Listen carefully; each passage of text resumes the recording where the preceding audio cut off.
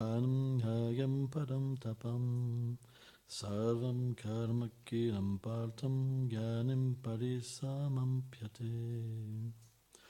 Ô vainqueur de l'ennemi, le sacrifice accompli avec la connaissance est supérieur au sacrifice qui consiste à donner en charité ses possessions. Ô fils de Pritha, car l'accomplissement de toute action prescrite culmine dans la connaissance transcendantale.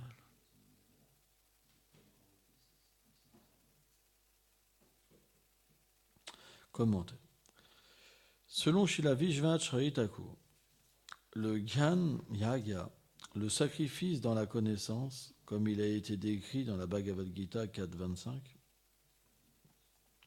est supérieur au Karma Yaga, le sacrifice dans l'action, ou au Dravya Mahayaga, le sacrifice qui consiste à renoncer aux possessions matérielles, comme cela a été décrit dans la Bhagavad Gita 4.24. On pourrait se demander pourquoi la réponse est que le fruit de toute action qui est accomplie selon les sacrifices des Védas culmine dans le fait d'atteindre la connaissance spirituelle. En d'autres mots, karma, l'action accomplie selon les préceptes des Védas, cesse d'apporter des fruits en ce monde après qu'une personne ait atteint la connaissance spirituelle. Alors qu'est-ce que ça veut dire tout ça ? Pas évident, hein. C'est scientifique, hein, la Bhagavad Gita. Vous lisez ça à quelqu'un de vraiment ordinaire et il ferme le livre et il dit voilà, c'est pas pour moi. Hein, c'est bien trop compliqué. Ça peut être démoralisant. Et pourtant, c'est très simple. C'est extrêmement simple.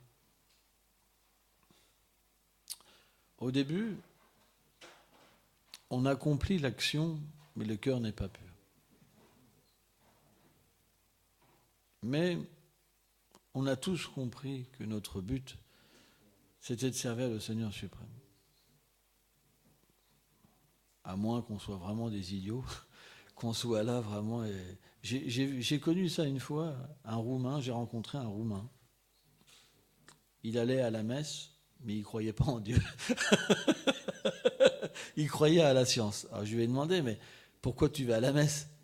Il me dit, parce que c'est bon, je suis né dans une famille comme ça, quoi, donc je continue. Donc ça, c'est vraiment l'ignorance. On ne sait même pas pourquoi on est là. Vous comprenez ? C'est balèze.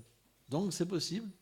C'est possible que certains d'entre nous soient là au milieu en se disant qu'est-ce que je fais là ? Mais bon, voilà, j'ai mes amis, ma femme vient, mes enfants viennent. Si je viens plus, qu'est-ce qui va m'arriver ?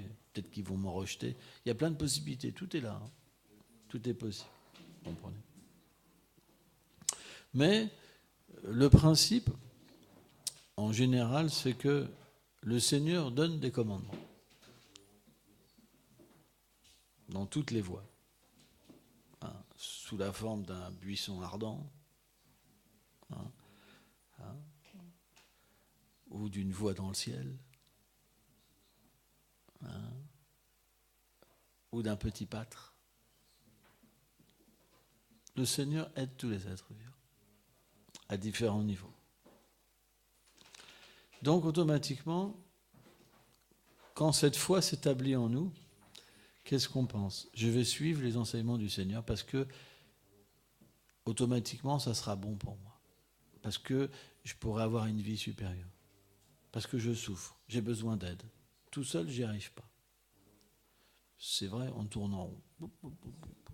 Un coup, c'est la colère que nous prend, la concupiscence, l'envie, l'avidité, la folie. Constamment, on tourne dans ces choses-là. Est-ce que c'est plaisant ? Je vous pose la question. Pourquoi on est là ? C'est pour s'en sortir. Sortir de ce labyrinthe du monde matériel qui nous triche constamment. Donc automatiquement, quand on comprend ça, on se dit la seule possibilité, c'est de recevoir de l'aide. Or, qui peut nous aider à part le Seigneur suprême? Lui qui est le Créateur, qui maintient, qui détruit tout. Hein? Ça, c'est une première concept. Donc, on suit les instructions du Seigneur suprême. Et qu'est-ce qui se passe? Naturellement, notre vie change. Parce qu'on ne peut pas envier les autres si on sert le Seigneur suprême. Bon, ça peut arriver. Il y en a qui coupent les têtes. Ils pensent qu'ils servent Dieu. Ça peut arriver. Hein. Il y a des fous aussi. De toute façon, partout. Il n'y a pas que des gens normaux. Mais dans la théorie, si on sert celui qui est l'origine de l'amour, la source de l'amour, on va progresser. On va progresser dans le pardon, dans la compassion, dans la tolérance, dans l'humilité. On va développer des qualités. Donc ces qualités, qu'est-ce qu'elles vont nous apporter? Un bonheur, une félicité, le bliss. Comprenez? Et donc naturellement, pourquoi cette félicité vient? Elle s'opère parce qu'il y a une purification du cœur. En proportion de notre abandon, en proportion, il y a une pureté de cœur. Et qu'est-ce que donne cette pureté de cœur? Elle apporte naturellement la connaissance. Parce que le Seigneur est dans le cœur. Donc plus le cœur, Cetudalpanam Maljanam, devient purifié par l'activité dévotionnelle comme le chant des saints noms, et naturellement, plus on peut entrer en contact avec le Seigneur suprême. Et le résultat de l'action, finalement, ça devient la connaissance. Ça veut dire qu'on n'agit plus pour simplement agir sans comprendre qu'on ne sait même pas ce qu'on fait. On agit un petit peu comme l'animal. Il y a une conscience qui est là, mais on n'est pas conscient de l'âme. Là, on devient conscient d'un plan qui est supérieur. C'est qu'avant, je ne pouvais pas croire dans ce que je faisais, mais là, j'ai une preuve directe. Je peux avoir un contact avec le Seigneur suprême et même pouvoir parler avec lui. Ça, c'est le plan du Gyan. Ça veut dire qu'on reçoit la connaissance directement, en fait, du Seigneur suprême. Comme Arjuna l'a reçu à travers Krishna. Mais pourquoi? Parce qu'on a suivi ce processus à travers une filiation spirituelle. On a suivi le processus de la Bhagavad Gita. Et le résultat, c'est qu'on peut directement avoir la preuve de cet enseignement en le recevant. Parce qu'on réalise qu'on est différent du corps. On réalise que le Seigneur suprême est vraiment une personne. On réalise qu'on a un lien éternel avec lui. On réalise l'influence des trois gunas parce qu'on la voit partout présente. Et le temps. Et on voit finalement que dans ce monde, tout le monde est conditionné. Mais Vishwanath Chakravarti Thakur, il explique pourquoi les gens sont conditionnés. C'est parce qu'ils s'associent avec les trois gunas. Ils s'associent complètement avec les trois gunas. Ignorance, passion et vertu. Ils aiment s'associer à travers l'énergie matérielle. Et c'est pour ça qu'ils sont conditionnés. C'est pourquoi l'action dévotionnelle, le fait de donner sa vie au Seigneur suprême, elle permet de s'associer avec le Seigneur suprême et puis de s'associer avec les trois gunas. Quand on sert le Seigneur suprême, quand on est engagé dans le service de dévotion, on s'associe avec l'énergie interne du Seigneur suprême à travers une filiation spirituelle authentique. Et naturellement, l'effet des trois gunas cesse. Quand l'effet des trois gunas cesse, qu'est-ce qui se passe? On peut voir le Seigneur et on peut méditer sur lui. Or, selon la branche, la voie qu'on suit, la filiation spirituelle qu'on suit, le Seigneur se révèle de telle ou telle manière. Parce que selon la connaissance, le Seigneur se révèle. Alors nous, parce qu'on est des Gaudiya Vaishnav, et qu'on aspire à être des serviteurs de Srimati Radharani, des servantes de Srimati Radharani, automatiquement, comment cette connaissance vient?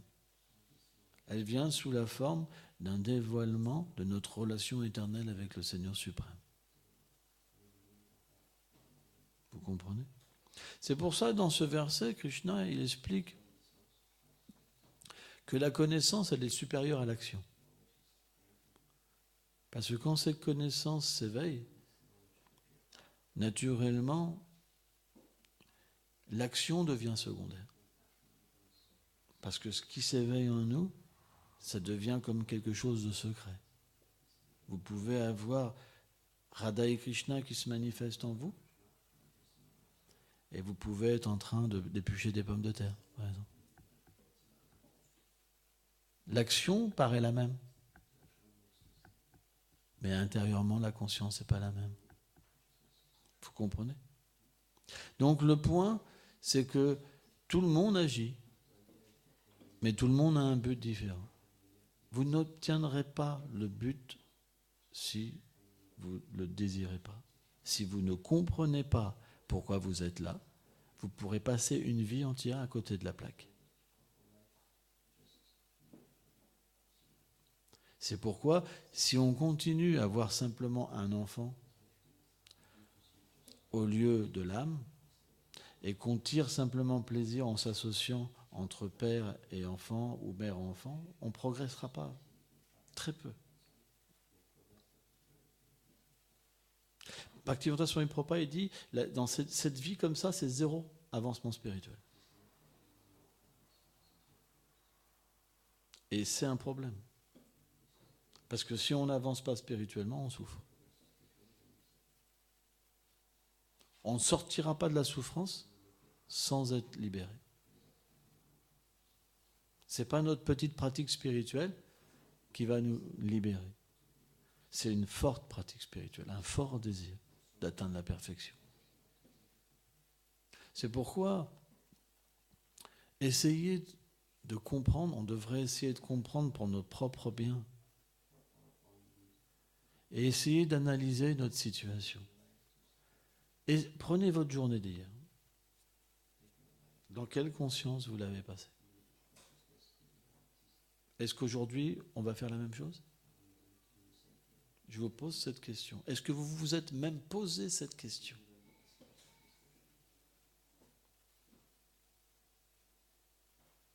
Pourquoi? Parce que quand il y a trop d'ignorance et de passion, on ne peut pas se poser de questions. On se pose une question quand l'influence de la vertu prédomine. Quand l'influence de la vertu commence à se manifester, il y a ce qu'on appelle l'introspection. Mais on peut progresser d'un guna à un autre en ayant une pratique. Par exemple, j'avais dit à Madhava, avant de rentrer chez lui, d'avoir cette méditation. Tu te rappelles? Est-ce qu'il l'a fait? Tu comprends? Et pourtant, s'il avait fait ça, à un moment ou un autre, son comportement aurait complètement changé. Sa vie aurait complètement changé. Parce que naturellement, quand on s'examine et qu'on voit nos erreurs, on progresse. On progresse dans notre action. Parce que l'introspection, ça veut dire pas simplement je veux progresser pour mon bien. Mais la bhakti, c'est lié au plaisir du Seigneur suprême et de ses dévots. Mon but, c'est t'aimer. Mon but, c'est d'agir pour toi, pour ton bonheur. Et ce qui te fait plaisir dans un premier temps, c'est que je n'apporte pas de souffrance, d'anxiété, etc. Que je te serve avec amour.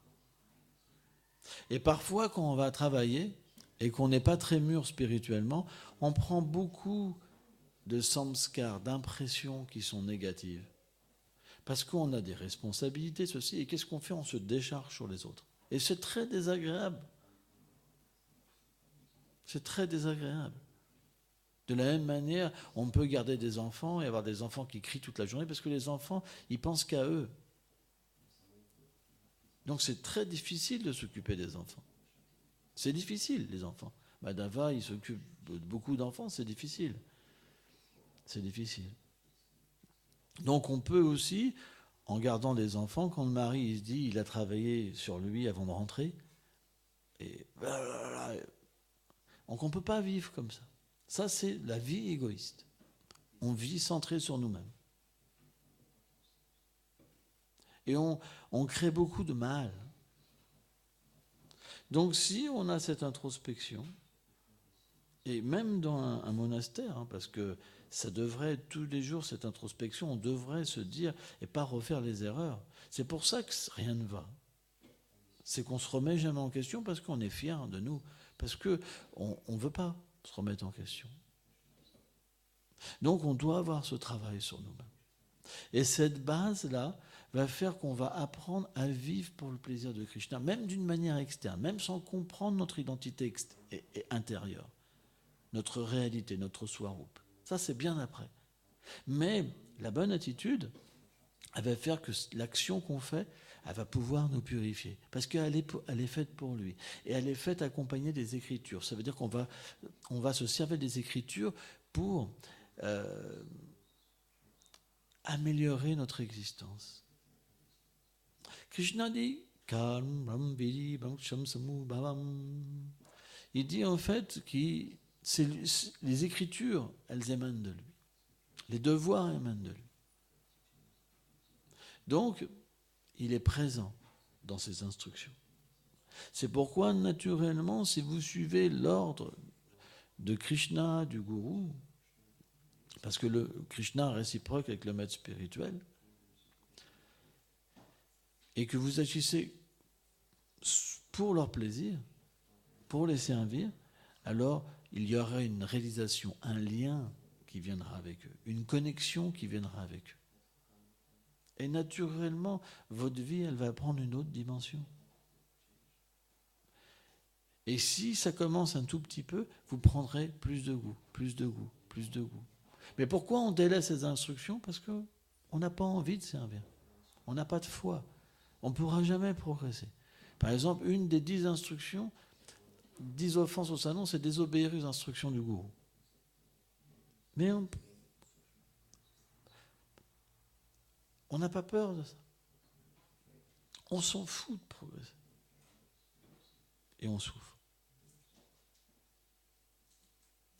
Il n'y a rien de pire d'entendre parler d'amour et de jamais progresser. Il n'y a rien de pire. Mais est-ce la faute de Krishna ou notre faute? Par exemple, je vais prendre un exemple tout bête. Notre but, il est de se coucher tôt pour se lever tôt. Parce que le matin, il y a plus de facilité à chanter. Plus on se lève tôt, plus c'est facile. Alors bien sûr, il ne faut pas être trop fatigué aussi, parce que sans ça... Mais plus on se lève tôt, plus l'influence de l'ignorance et de la vertu est en sommeil. C'est pour ça que la pratique spirituelle, elle est toujours le bonheur le matin. Mais si, soi-disant, par exemple, un couple, ils vont parler jusqu'à minuit parce qu'ils doivent être ensemble et ils gâchent leur pratique spirituelle le matin, est-ce que c'est des amis? Je vous pose la question, est-ce que c'est des amis? Ça commence mal déjà. Ça veut dire que pour être ensemble, c'est juste basé sur l'égoïsme. Ils vont diminuer leur pratique spirituelle. Et si la pratique spirituelle, elle diminue, ça va donner quoi? Ça va donner qu'on va encore plus prendre plaisir entre eux deux. Les deux personnes vont prendre de plus en plus plaisir. Quand ce plaisir rentre dans le couple, ça veut dire que Krishna s'en va. On ne vit plus pour lui, on vit pour nous. Mais c'est très subtil. C'est très subtil. Et finalement, quand le plaisir rentre, il y a naturellement la conception d'amis, d'ennemis qui vient. Parce que quand on prend plaisir, on commence à ne pas aimer ce qui va donner une obstruction à notre plaisir. Donc, à un moment donné, on va même trouver des choses chez notre conjoint qu'on va aimer et pas aimer. Et à un moment, ça sera la chute. Tout le château de cartes descend. Donc, le but de tout Vaishnav, que ce soit Grihastha, que ce soit renonçant, c'est d'avoir une pratique forte. Parce que si notre pratique est forte, on pourra naturellement être miséricordieux, pardonner, tolérant, avoir de l'humilité. Tellement de qualités vont venir Et surtout, on va être une source d'inspiration pour l'autre. Parce que si on progresse et qu'on commence à pouvoir méditer sur les divertissements de Krishna, sur les qualités de Krishna, sur la beauté de Krishna, automatiquement, il y a quelque chose qui va apparaître en nous qui va être comme un trésor. Et cette association qu'on donnera à notre mari ou à notre femme, elle va permettre de progresser.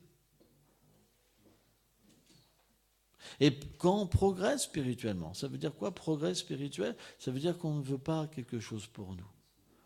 On veut vivre pour lui, pour Krishna. Donc on doit faire extrêmement attention. Notre pratique spirituelle, elle ne doit jamais diminuer. Sous prétexte de mari, de femme, d'enfant, on doit la préserver. C'est très important. Alors, ça ne veut pas dire qu'on délaisse les enfants et qu'on délaisse la femme. C'est pas ça que je veux dire. Mais, automatiquement, si les qualités ne viennent pas en nous, quelle va être la nature de la relation qu'on va avoir avec femme et enfant? On va peut-être passer du temps avec eux, mais quelle est la nature de cette relation? Est-ce qu'ils vont être heureux avec nous? Par exemple, moi j'avais un père, il buvait beaucoup d'alcool. J'ai eu beaucoup d'associations avec mon père, mais je ne l'ai jamais vu être. Quelle est cette nature de cette association? Est-ce que j'ai pu apprécier le comportement que mon père avait? Tout ce qu'on peut devenir, c'est alcoolique par une telle association. Vous comprenez? Donc, de la même manière, si on a une bonne pratique spirituelle, l'association qu'on va donner, elle sera bonne. Parce que bonne pratique, ça veut dire comprendre ce qu'une personne a besoin. On va naturellement être un serviteur de l'environnement. Parce que Krishna va nous inspirer. Krishna va nous donner l'intelligence de donner de l'amour, de donner de l'affection, mais d'une manière très merveilleuse, vraiment merveilleuse. Et les gens seront satisfaits. Pourquoi? Parce que comme on le fait pour Krishna, Krishna est dans le cœur aussi de la personne. À moins que la personne soit envieuse du Seigneur suprême et de ses dévots, si elle n'est pas envieuse, elle sera naturellement satisfaite. Vraiment satisfaite. Ne pensez pas que par vous-même, vous allez réussir à maintenir le monde matériel. Femmes, enfants, etc. On est dans l'âge de Kali. L'âge de Kali, tout le monde se sépare presque. Tout le monde se trompe. J'ai vu tellement des choses horribles. J'ai vu des choses, mais... Je me rappelle, une fois, je travaillais, avant d'être Vaishnav, dans un bar, avec Georges V.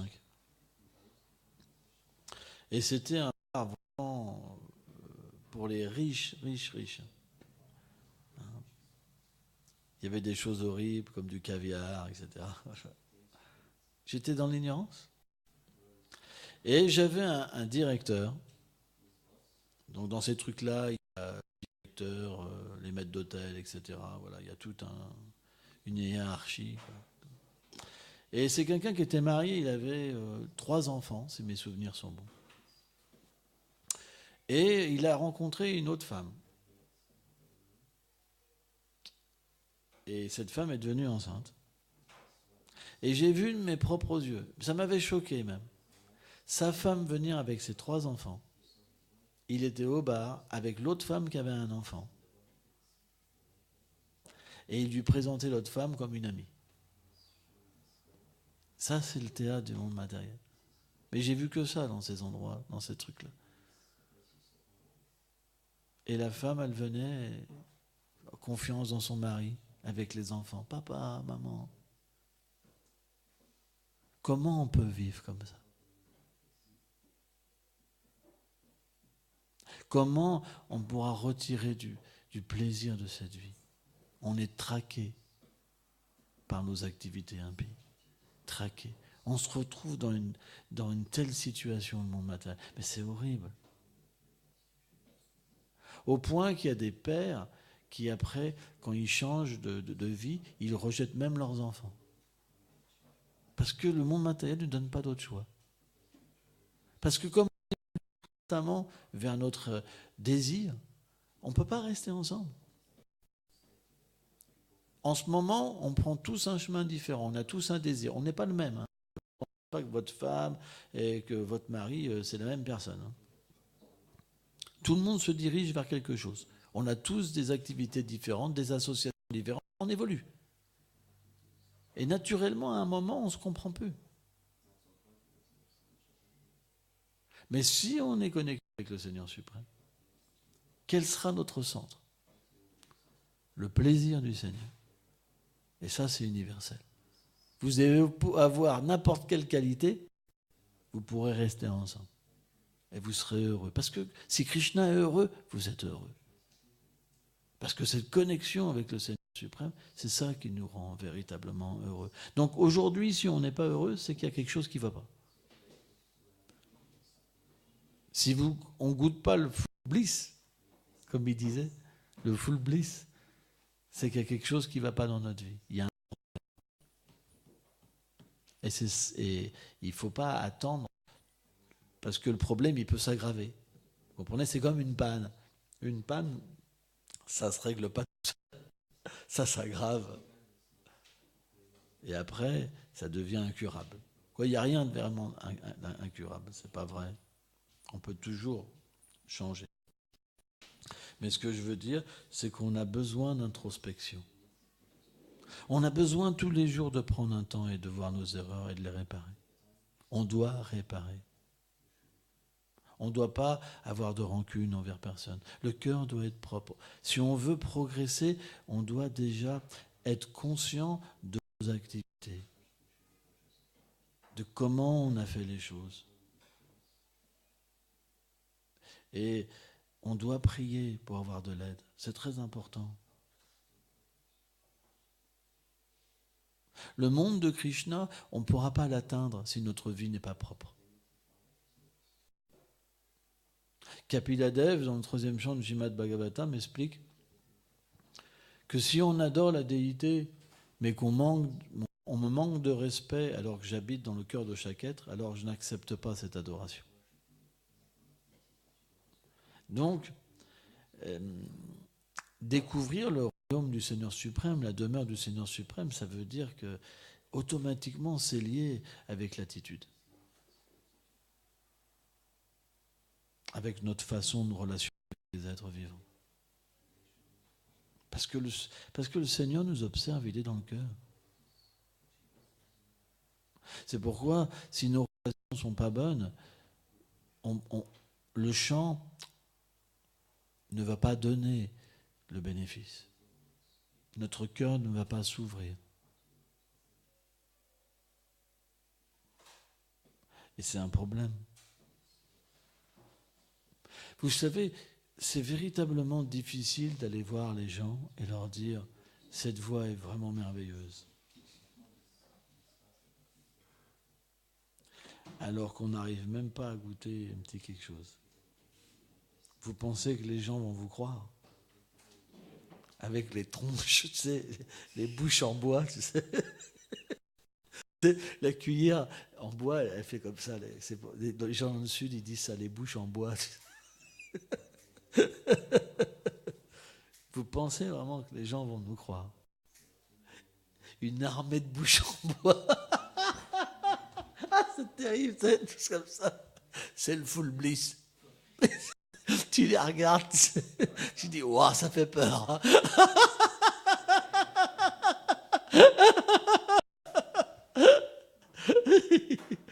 Mais on ne sait pas ce que les gens voient. Parce que nous, on est entre nous. Donc comme on est tous comme ça, c'est normal. Il n'y en a pas un qui est en bliss. Tout le monde est noir, comme des corbeaux, avec la bouche comme ça. Donc on a l'habitude, vous comprenez? On se querelle, on se critique, tout va bien.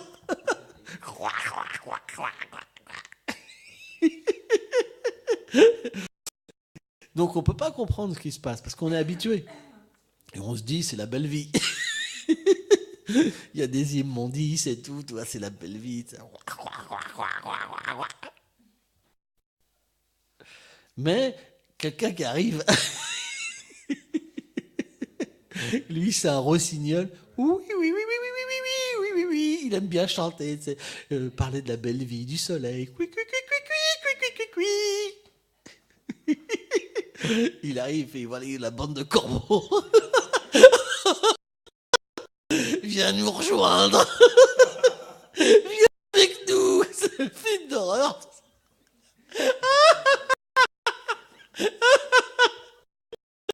Qu'est-ce qu'il fait? Il se fait la malle.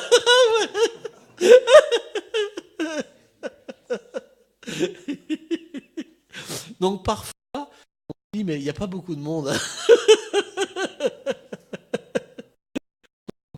Cette introspection. Est-ce que c'est vrai, j'ai une bouche en bois? Parce que c'est la bouche en bois, c'est très fort, tu sais. C'est très difficile pour sourire, tu sais. Alors, j'exagère un peu. Hein. Bon, faut bien rigoler. J'exagère un peu, mais il n'y a pas que de l'exagération. Il y a une part de vérité. C'est qu'on ne se rend pas compte. Qu'est-ce qui se passe? Le peu d'amour qui est entre nous, ça devient une norme. Donc, parler d'amour, mais pas le vivre, ça crée une, une distorsion, tu vois. Et ça, les gens, ils le perçoivent. On ne peut pas faire semblant. Au moins tous les jours, avoir une introspection. Et analyser, parce qu'on peut quand même comprendre ce qui ne va pas en nous. Alors, à un petit niveau ou à un plus haut niveau. Mais tout le monde est conscient qu'il y a des choses qui ne vont pas en nous et travailler sur nous. Mais comment on pourra avoir la réussite? C'est en ayant le but. Quel est mon but? Mon but, c'est d'atteindre la demeure éternelle de Radha et Krishna. Si on a ce but et qu'on comprend que sans cette demeure, on n'existe que pour eux, que pour leur plaisir, et qu'on applique ça dans notre vie, alors on pourra progresser, on pourra avoir cette introspection, on pourra faire un effort. Sans ça, vous ne pourrez pas faire d'effort. Si vous vivez pour vous, vous ne pourrez pas faire d'effort. Parce que si on vit égoïstement, on n'aura pas envie de pardonner. Si on vit égoïstement, on n'aura pas envie de développer de l'humilité, de se frapper dessus. Parce que l'humilité, ça veut dire que quand quelqu'un il t'en met une, tu n'en mets pas une. Hein. C'est pas simple, c'est pas facile. C'est pas un chemin facile, la vie spirituelle. C'est pourquoi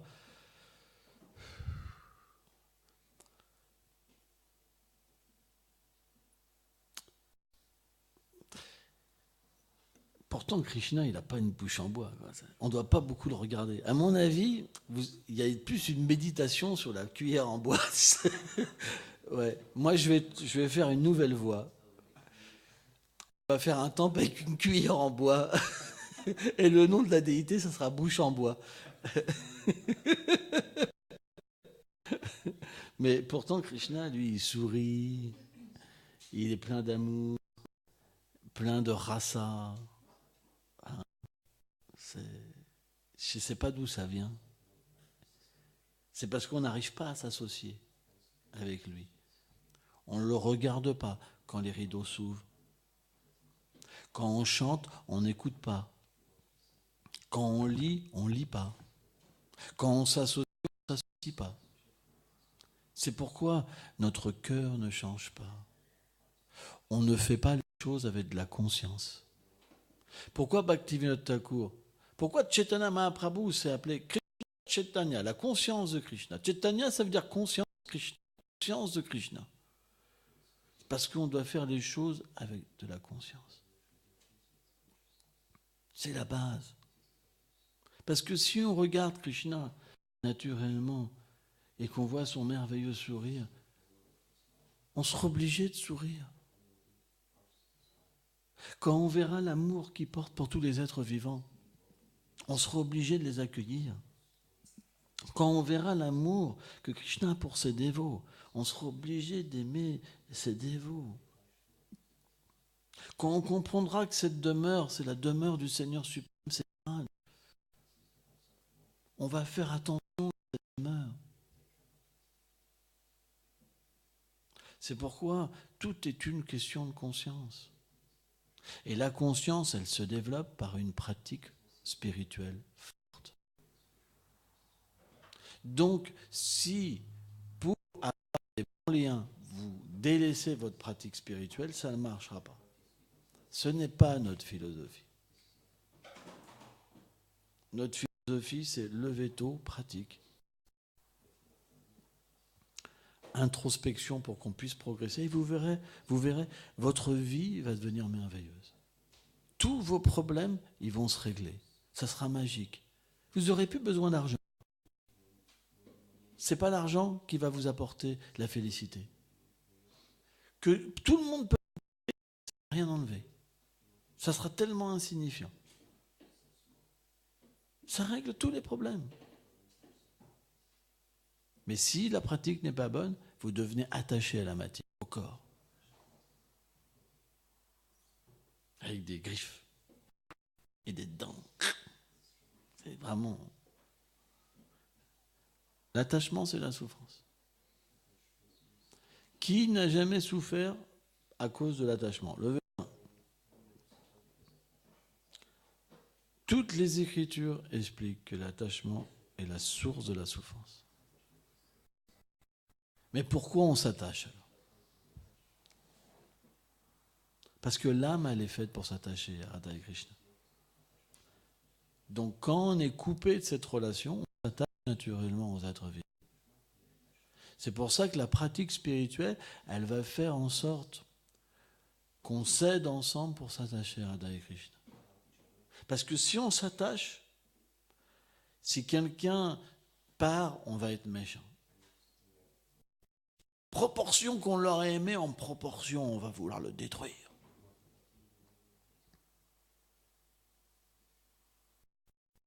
C'est terrible l'attachement. Mais pourquoi il y a l'attachement? C'est parce que on veut les choses pour nous. On a oublié Krishna dans cette relation. Et donc quand l'objet part, on souffre, on est détruit. C'est pas pour Krishna qu'on le faisait. La preuve, c'est que si cette personne sort, c'était pas pour Krishna qu'on le faisait. C'était pour nous.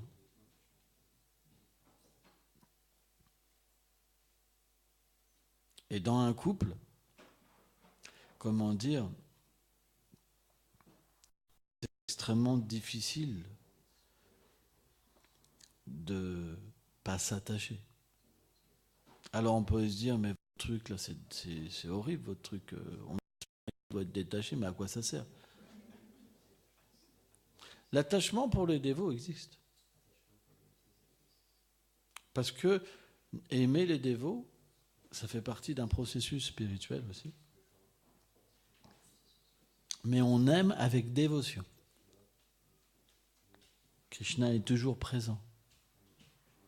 On aime pour Krishna. Alors on pourrait se dire, mais tu parles d'un amour. Alors on peut leur dire, vous savez, on a aimé dans beaucoup de vies passées. On a eu beaucoup de femmes, beaucoup de... Aujourd'hui, où est cet amour? Qu'est-ce que vous pouvez répondre à ça? C'est pourquoi on doit s'aider ensemble à développer notre relation éternelle avec Krishna. Ça, c'est le vrai amour. Vous ne pourrez pas trouver de meilleur couple qu'un mari, une femme et des enfants qui s'aident à aller vers Krishna. C'est indestructible. Parce que la base, elle n'est pas basée sur l'attachement, mais sur le détachement. Et quand vous vous détachez pour Krishna, alors vous devenez inséparables. C'est l'inverse. C'est incompréhensible pour un matérialiste. Parce que naturellement, comme vous vous détachez, parce que vous êtes attaché à Krishna, la beauté matérielle vous attire. Parce que quand vous pouvez voir la beauté de Krishna, qui peut rivaliser avec Krishna, avec la beauté de Krishna? Donc vous ne serez plus attiré par femme, par homme. Vous n'aurez pas besoin de quitter la situation dans laquelle vous êtes. Parce que vous êtes satisfait dedans parce que vous voyez Radha et Krishna. Vous n'avez pas besoin de renoncer à quoi que ce soit. Vous avez atteint la perfection. Mais celui qui est attaché et qui est frustré, qu'est-ce qu'il se dit? Ah, c'est parce que je suis dans cette situation que je suis frustré. Vrai ou pas? Vous comprenez ça? Donc il faut avoir une introspection pour pouvoir avoir une vie dévotionnelle. Bon, on s'arrête là.